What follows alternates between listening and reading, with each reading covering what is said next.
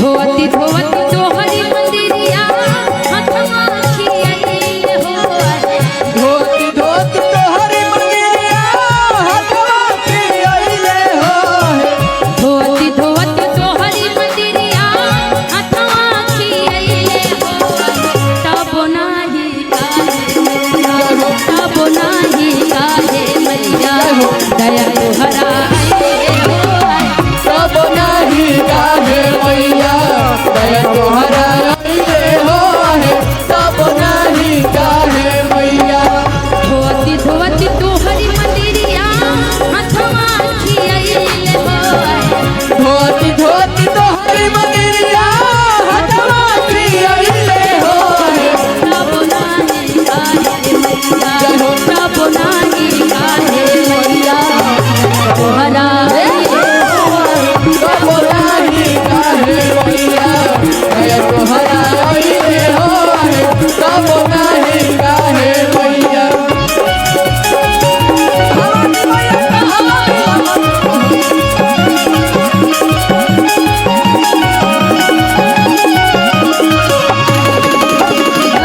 उठा के हाथ ताली बजा के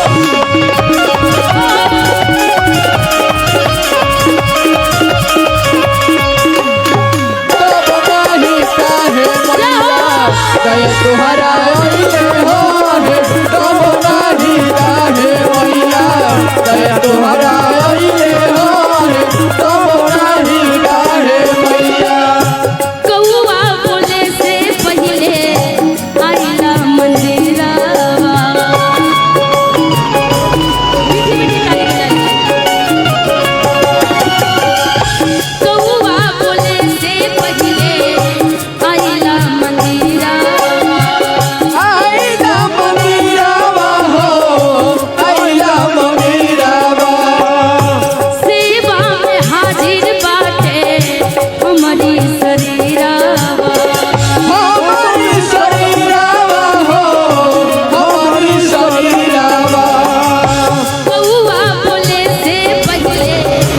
आइला मंदिरवा आइला मंदिरवा हो आइला मंदिरवा सेवा में हाजिर बाटे इनके शरीरवा